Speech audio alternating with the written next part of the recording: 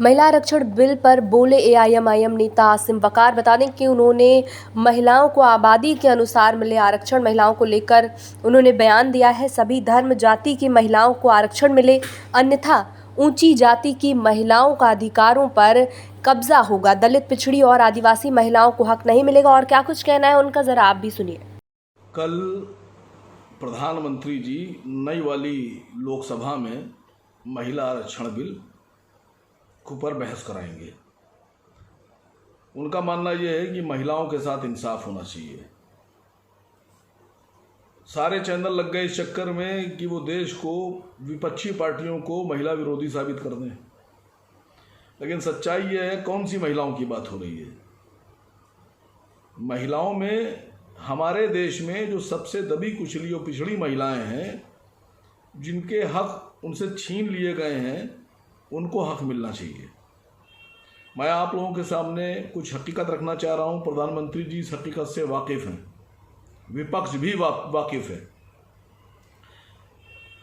हिंदुस्तान में जो लोकसभा है वो 543 सदस्यों वाली लोकसभा है और इस वक्त 543 सदस्यों वाली लोकसभा में कुल 27 एमपी, इलेक्टेड एमपी मुसलमान हैं।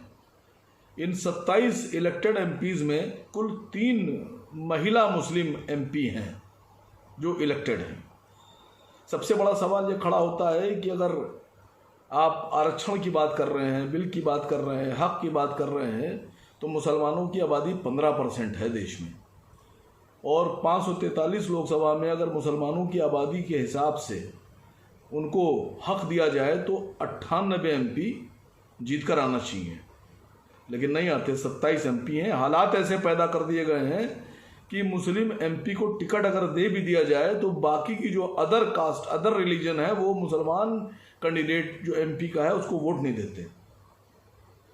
अब राज्यसभा की बात करते हैं। राज्यसभा में 246 सदस्यों वाली राज्यसभा में जो मुस्लिम महिलाएं हैं वो हैं 2, सिर्फ 2, और टोटल मुस्लिम जो राज्यसभा सदस्य हैं वो कुल 12।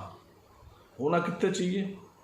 15 दूनी 30 और 15 चक्को 15 बच्चे 75 मान लीजिए आप, तो 15 दूनी 30 करीब 38 के आसपास हमारे सदस्य होना चाहिए।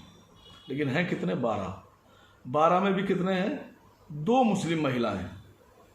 अब अगर आप हक की बात कर रहे हैं तो महिलाओं के हिसाब से अगर आप आरक्षण लेकर आ रहे हैं तो मेरा प्रधानमंत्री जी से ये मशवरा भी है और ये मांग भी है, और मैं चाहता हूं कि विपक्ष के सभी दल इस मांग पर कल अड़ जाएं। कल इसी पर बहस करें कि प्रधानमंत्री जी, आप 31% महिलाओं की बात कर रहे हैं, 181 महिलाओं को आप कह रहे हैं रिजर्वेशन दिया जाएगा, 181 सीटें मुसलमान महिलाओं के लिए होंगी। मेरा मानना यह है कि महिलाओं को अगर उनकी जाति के हिसाब से अगर आरक्षण नहीं दिया गया तो जो आला जाति की महिलाएं हैं, उच्च जाति की महिलाएं हैं, वो पिछड़ी जातियों के, दलितों के और आदिवासी महिलाओं के अधिकारों पे कब्जा कर लेंगी, उनका हक मार लेंगी, उनके हक पे कब्जा कर लेंगी। आपने तो महिलाओं को दे दिया, लेकिन महिलाओं को आबादी के हिसाब से अगर देखिए तो दलितों की महिलाएं अगर नहीं पहुंचती हैं, या आदिवासियों की महिलाएं नहीं पहुंचती हैं, या अनुसूचित जाति की महिलाएं नहीं पहुंचती हैं, या आदिवासियों की महिलाएं अगर सदन में नहीं पहुंचती हैं, तो ये उनके हक और अधिकार छीनने और उस पर कुठाराघात जैसी स्थिति होगी।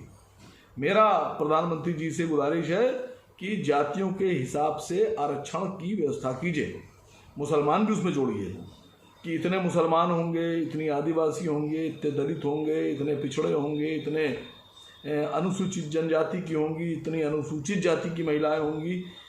क्या खाली मुझे लगता है कि अधिकार अगर इस तरह से नहीं बांटे गए और आरक्षण इस तरह से नहीं दिया गया तो जो आला जातियां हैं, ब्राह्मण हैं, ठाकुर हैं, बनिया हैं, इनकी जातियां ज़्यादा हक ले जाएंगी और बाकियों के हक के साथ हक तलफी हो जाएगी।